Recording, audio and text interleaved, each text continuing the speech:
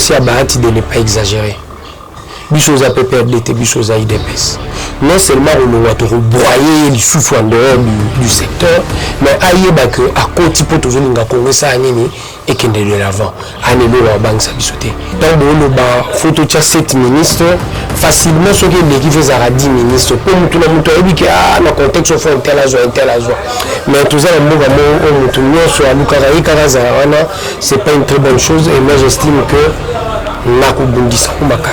celui qui a le pouvoir, c'est le Premier ministre. Okay. Et c'est le Premier ministre qui doit choisir. La partie a pris sa quota. Boutine de là, 3 noms. Boutine de 3 noms à partir là. Et c'est le parti qui doit choisir. Même il faut monter à la campagne. Et c'est anti-valeur. Il faut en premier lieu surtout que toi a besoin de recensement. Et en second lieu, il y a un autre élément, il faut Batoubaïba. Kabila pas glissé, il fallait deuxième mandat. Donc à comprendre que la Constitution, je peux essayer de sous possibilité qu'il y a un candidat. À quoi bon le président Félix n'a pas eu un mandat avant de glisser pendant que la Constitution lui donne la possibilité de se représenter.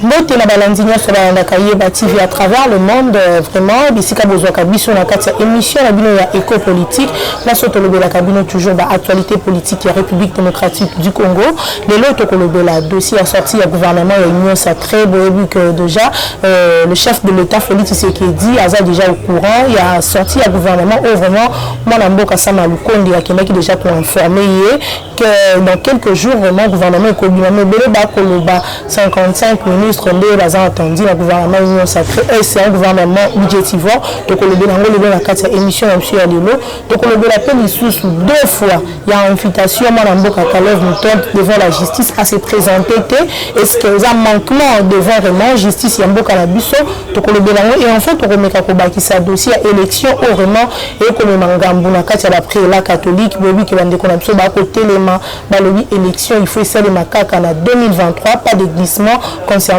élection na mboka na biso respect la constitution parmi les sujets on a mis to avancer la grande ligne émission mso to yambeli bino mwana mboka dia banza mwana nene obeli kaza moko ya ba cadre na ligue de jeunes na union pour la démocratie et le progrès social parti présidentiel yele vraiment akomeka kopesa biso biyano na mituna otokotuna ye na mokolo na lelo mbote mwana mboka dia banza mbote. Merci pour la première fois de l'émission d'abord impression les amis. Très bonne chose et l'engagement que vous bundara réellement la ko pesa biso maloba po ba imboka ba yoka biso. Voilà, mon tour na liboso ezali ete gouvernement ya union sacrée vraiment population mobile bana qui kozela batno so ba lo ke na gouvernement na soki bini population ko se retrouver population sociale et kovanda le chef de l'état la kaki biso kasi ba ko le la 55 ministres biso mo to ebi ba ministère na biso ndenge fonctionnaka est-ce que gouvernement moko budgétivore te eza makambo na mboka na biso photo meka kobundisa. Parce que je me dis quelque part depuis 60, on dirait toujours ça là du surplace. Quand il s'agit, il y a un membre du gouvernement et les efficacité, il y a encore atteint des rendez-vous. On remarque que là c'est retrouvé. Ils ont ma casse sur rendez-vous et même pour combattre ma capacité dans un parti où on a 8000 personnes sous la ministre, c'est pas bon pour le pays. Le pays doit comprendre que les gens doivent adhérer au leadership. Donc, il faut que 7 ministres, facilement, ce qui est l'équipe fait à 10 ministres. Pour tout le monde, il dit que le contexte il faut un tel agent. Mais tout ça, c'est pas une très bonne chose et moi j'estime que surtout dans la partie de l'UNOI de poste, tout le monde vraiment et là comment ils ça même la campagne électorale et là comme campagne de la ministre bande ko biso ba ko tia ba banderole belé ba ko senga ba reconduire d'autres ministres bazalaki déjà le gouvernement ou vraiment bazalaki frapper la motion de censure n'habitez moi la mboka les anti-valeurs même la carte UDP je ne peux pas l'accepter mais bon anti-valeurs pour la le pouvoir est princier, le pouvoir est individuel. Celui qui a le pouvoir, c'est le Premier ministre. Et c'est le Premier ministre qui doit choisir. La partie a pris sa quota. Botindelanga 3 noms. Batindele 3 noms à partir de là. Et c'est le parti qui doit choisir. Même il faut monter à la campagne. Et c'est anti-valeur. Les gens doivent se remarquer en amont, doivent se faire remarquer en amont par son travail. Na domaine sur le peut partir yeba. Ce qui te dit domaine tel, il faut te payer ça un tel. C'est ce qui est important. Là, c'est pour la minorité. Les gens ne doivent pas battre campagne. La démarche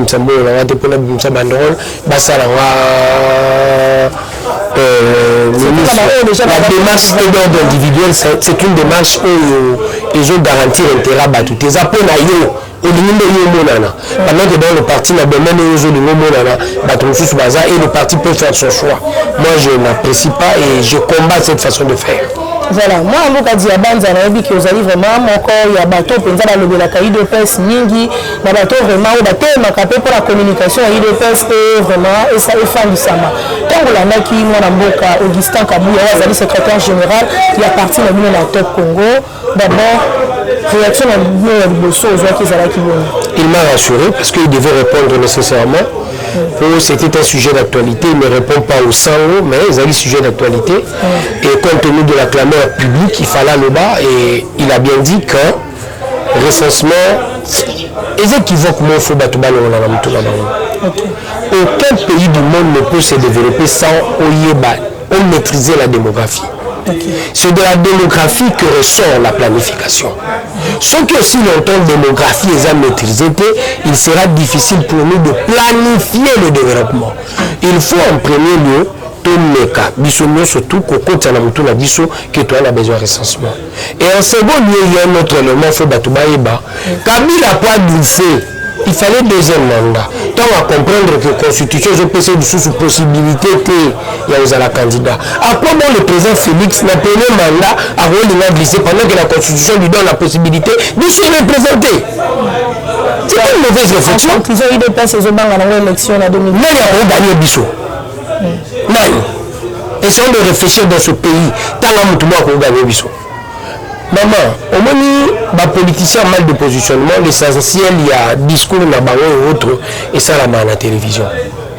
Tant là, le nombre de gens qui sont en train de mobiliser seulement la ville-province de Kinshasa.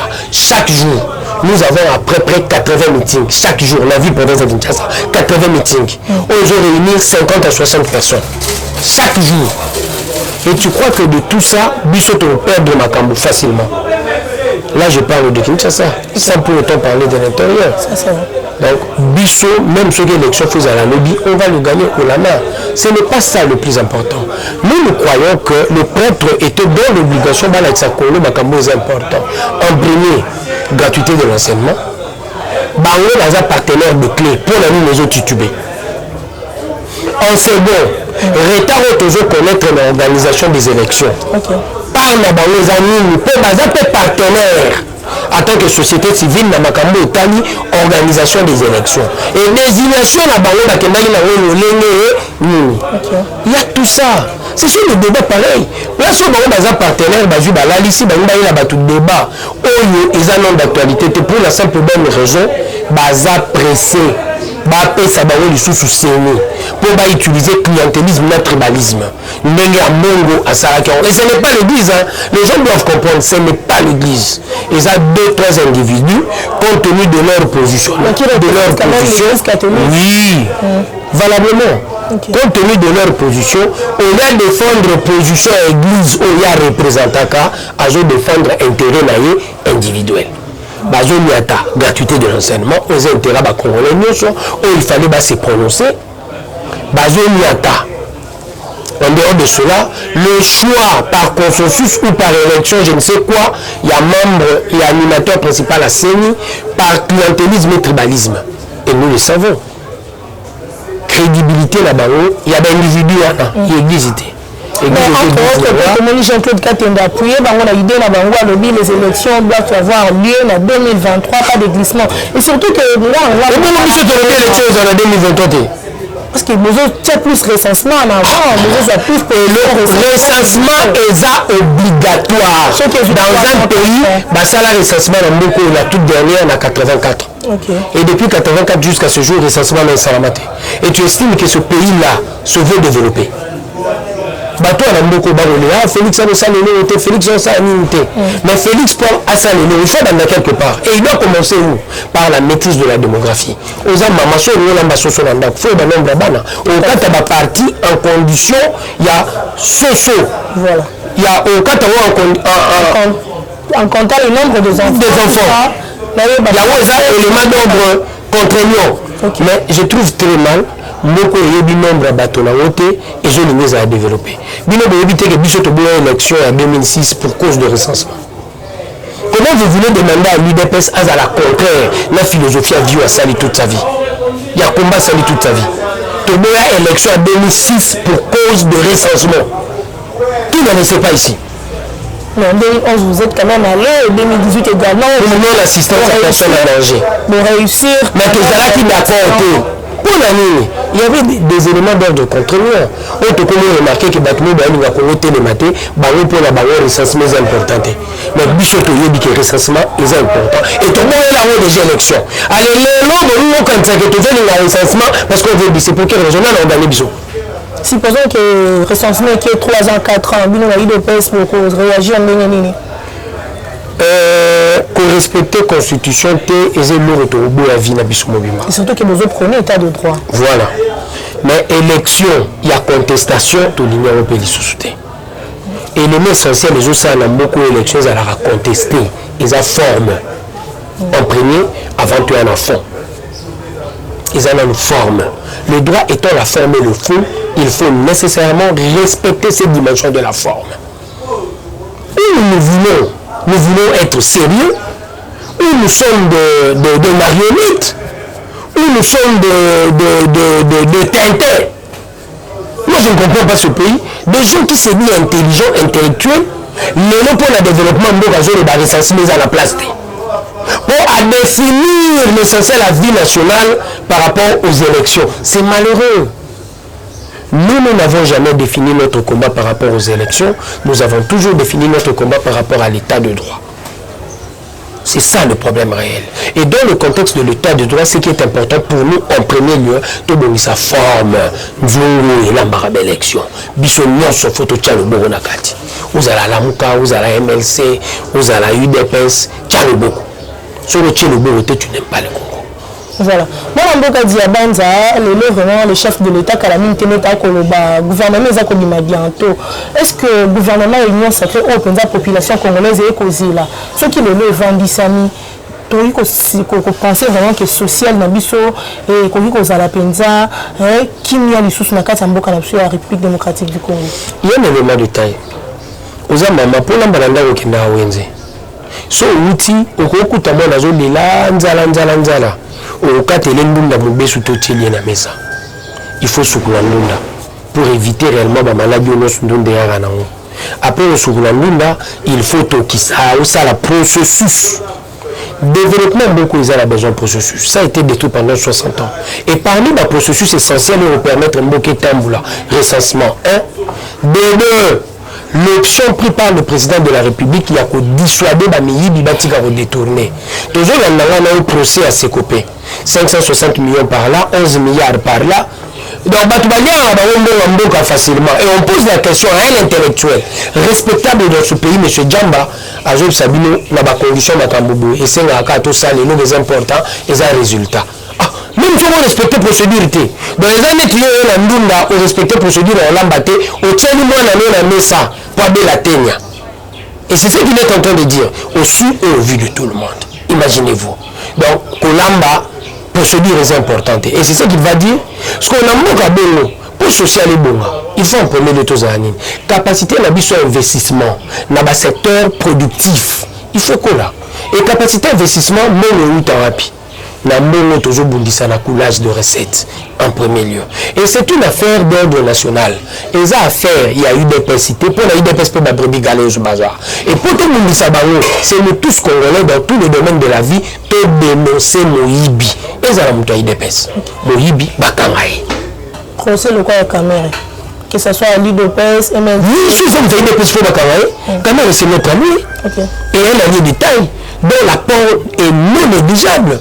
Mais dans un dossier de justice, nous sommes habitués faire prévaloir la dimension politique au détriment du droit. Pour la Bible, elle reconnaît même la justice élève une nation.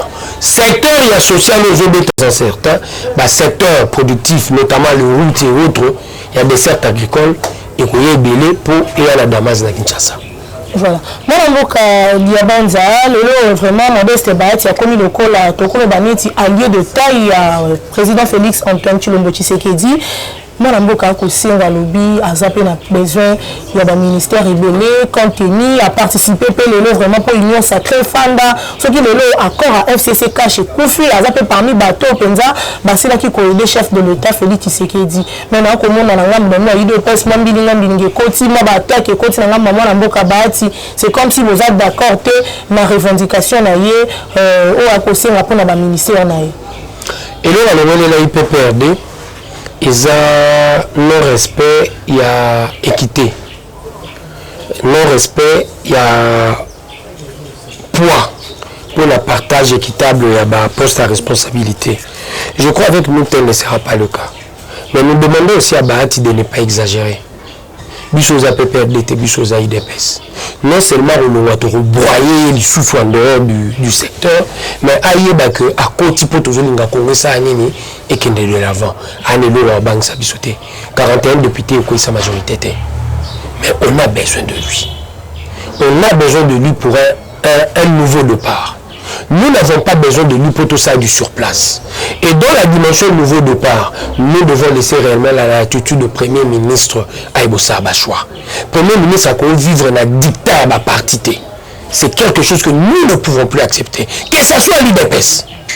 Le Premier ministre ne peut pas vivre sous les dictats de parti. On parle déjà, moi, Jean-Marc Kabounda, ça appelle la réconciliation, à côté.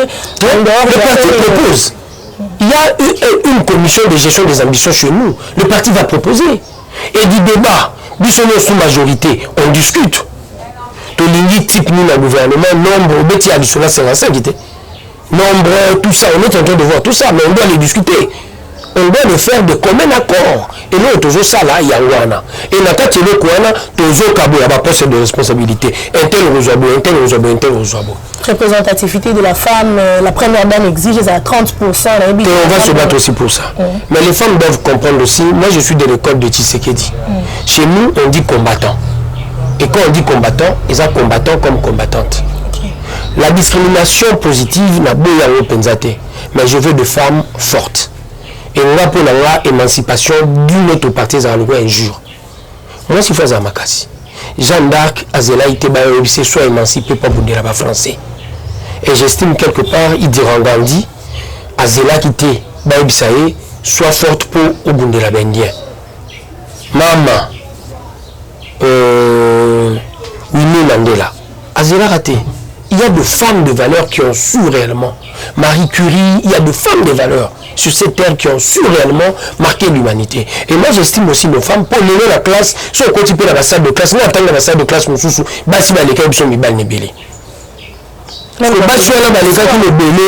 tu estimes que elles doivent se battre aussi. Et tu sais que nous le disions, combattants et combattants, secrétaire général Nkoukoko Mango, fais-toi valoir quoi. Et c'est ça la politique, nous devons nous faire valoir. Maman, il faut qu'on. Azélité pose à la candidate. Ouais. Donc je crois réellement que les femmes aussi doivent se réveiller. Voilà. La justice congolaise en République démocratique du Congo, vraiment, état de droit, il faut dire Mboka, tout le monde est directeur à cabinet, chef de l'État comparaître jusqu'à ce que, à commis même la prison centrale de Makala. Mais 2 fois déjà, Tindeli Mboka Kalev ba invitation à cause de sabotage, n'a évité Mboka Diabanza réaction à les abonnés par rapport à la réaction à Kalev. Kalev dans ce droit, j'estime quelque part c'est un Congolais. Il a le droit de penser comme il veut. Mais à sa libérer rebellé, directeur, il y a un air encore, à sa marche. C'est la question que nous nous sommes posée aux hommes de la PPRD, tous au service de l'État. À ça, il y a confusion. Au service de l'État, a commis une lettre où il dit je reste fidèle à Kabila. Comment quelqu'un qui est du service de l'État peut rester fidèle à un individu? J'avais compris que c'est une question d'intelligence, il n'est pas suffisamment intelligent, je comprends. Et partant de cela, nous excusons réellement son ignorance. Et partant de cela, je me dis aussi, difficulté à ressaisir procédure P, Ezali. Mais il est encore dans ce droit. Deuxième étape, et ils ont le mandat d'amener. Au lieu de un mandat d'amener, moi j'estimais intelligent s'il était, il fallait répondre parce que nous sommes au-dessus de la loi. Pour le forfait commis à la tête de l'ANR. Il travaillait, il posait des actes, non pour le service, mais pour son intérêt. Il doit répondre. Clarifier les gens. Il peut se faire aussi que Batouba font de erreur. Il faut tenir dans un dossier de droit, et ça c'est pour l'Afrique tout entière. Dans un dossier de droit, il faut le moyen de droit. Tout il va reconnaître que dans un dossier de droit, il faut le moyen politique. Et en plus, lui, ce n'est pas un politicien. Il était dans un service commandé, il n'a qu'à répondre. Voilà. Moi, je dis que vous avez la Ligue de jeunes, il y a eu de peste, il y a évité aux Alaka, voilà, c'est Ezaka Bongo. Il y a évité au Kolanda, il y a PPRD, vraiment la réaction de part et d'autre, bien que il y a des problèmes internes, il y a PPRD, mais on vraiment bis le lot, tout ça qu'on s'intéressait, dans autant le secrétaire permanent Emmanuel Ramazan Shadari, Abanaki Kotinda Bango, Baboma, Batu, Bazana Babilongi, Batuana Bazaba Congolais, il y a évité, tant Yolanda qui bilili wana na part na yo d'abord réaction à Liboso aux joies qu'ils allaient qui boni. Conseil un peu ça bani wana wai ils peuvent continuer leur combat parce que je leur ai dit tant aux joies qui pouvoir il faut ce bani peut perdre bungate baïba au salisa congrès. C'est important. Pour Bissou UDPS, après la disparition de Tshisekedi, c'est ce que nous avons fait. Un père et Kokaote et Limon. Et je leur ai dit ça, mais au moins, on a banselo, au moins, on a makamno, il sabango, batika biloba loba. Makambo bazo loba, procureur a fois se saisir nango. Bazaye kotinda bino, bokendo commettre ba forfait. Na bandaku, ya bato, ba paisible congolais. Et j'estime quelque part que procureur Sozo Kangai, jeune na TV, Kanga Bango, interpellé Bango, va se présenter au nom des aveux. Pour il y a déjà clameur publique, Biso tout ça scandalisé, il y a qui Batinda qui Bango. Directement, je me suis posé la question de savoir, oh, na bateau Batumba qui la permanence, est-ce que Batinda on a fait couler? Donc moi j'estime que le procureur doit se saisir du dossier au nom des aveux au Bazo Sala, Bengi Sabango. Et si c'est bel et bien Shadari Mutazaï Otinda, Yoka payé et puis après, si le droit sera dit, Karabango. Ça c'est évident. Et je continue. On a la mauvais diagnostic. Le problème est Shadari était problème à Kabila. Kabila Zamouta Koufa politiquement. Besoin courage ya koyebisaye retire-toi de la chose politique tout ça la Congo tout chamuto sika yo ko beta la suma kapa politique té apparemment ça peut aller quand na makambo ba ko sala le bakana ete azali babilo no se ça mana ilunga kamba la fin a fini par démontrer que c'est Kabila qui manipulait pour ilunga kamba le bino démissionné pour notre soulana autorité morale à PPRD c'est quelle institution de la République il l'a dit dans son communiqué. La communauté katangaise, c'est quelle institution de la République? Un professeur d'université. Encore. Dis-toi, on a suivi. Et quand on a suivi ça, on était scandalisés. Aza derrière. Problème la bango ba Keza Kabila. So va décider batika en dehors parce qu'il a possibilité de faire des affaires pour les boma qui peut bango pour pas perdre le pouvoir, c'est Kabila. Pour Azaki Ming n'a pas faire que la politique. Et les affaires lui prenaient toute son énergie. Bango les bata la réalité, la réalité, c'est quand un problème est à Shadari. Na Congrès, Shadari peut même postuler, mais Shadari n'a jamais postulé pour être candidat à la Bango et puis pour un parti. C'est Kabila qui l'a nommé. Bassa la Congrès, problème est à Kabila. Ça c'est un conseil au Bafutaka. Mais la JP ça va au fêlé pour la ligne PPR de Bungaté. Ceux qui opposition constructive et zate, ça ne va pas nous permettre d'aller de l'avant. Voilà. Tu comprends penser na souka émission peut-être mutuna souka o vraiment to ko kende to me ka tuna mo mutuna na ngambu ya bandiko na biso bazana la muka o ba ko quoi qu'ils aient bino na de place par le bibino pour respecter kaba accordé bisika nyonso bokenda kana éviter sur ko réagir par rapport à accord ni to respecter en premier accord ni to respecter le contrat est synalagmatique si on a toujours contrat mariage yo respecter te makambune yebanité au commettre adultère on a la yebi na boyi on a respecté contrat te le contrat est synalagmatique. Nous marions pour le meilleur et pour le pire. Donc c'est pour la vie. Et dans la vie, mais toutefois le contrat, de part et d'autre, il faut respecter. Kamere Batangué pour un problème de droit qui n'a rien à voir avec notre accord de Nairobi. Faïlo qui n'a pas respecté le contrat, Bougana Félix Yo n'a voté. C'est ce qu'il n'a pas fait. Mais tu demandes à l'autre de continuer de respecter le même contrat pendant que toi, tu as été comment je dirais non respectueux. Il y a Eloko Boukane na Muninga. Et tu estimes quelque part il faut continuer non respecter. C'est pas une très bonne chose. Du contrat avec le PPRD par rapport à l'accord, il y a FCC Cash. Ma soeur, nous l'avons vu ici. Prestation de serment à Bazouzi, décidé dans un conseil de ministres. Au moment de PPRD Bazar, va débattre, va lever option, va jouer, va payer charge na premier ministre devant témoin. Occupe-toi du dossier pour la prestation de serment, la dimension protocolaire avec l'Assemblée nationale. Accueillir, pour vous tenir Kingakati, a vu position à Kingakati. Ma soeur, nous on a respecté le contrat de nous deux. Pour quelque chose levé dans une institution de la République, il y a une position à partie. Qui n'a pas respecté le contrat? Et c'est qui? Ce sont des professeurs d'université. Ma soeur. Et l'organe délibérant, il y a une option du gouvernement et un conseil de ministres. Et dans le conseil des ministres, quand l'option est levée, les exécuteurs est opposable à tout le gouvernement. Et comment est-ce que le Premier ministre pouvait réellement déroger la option pour aller dans la position, il y a un individu, Dieu soit-il, de Kingakati devant Sengando. Ça ne se fait pas. Et tu crois que devant le Kwabongo, nous continuons à gérer le pays parce que le contrat, les amis, le peuple d'abord.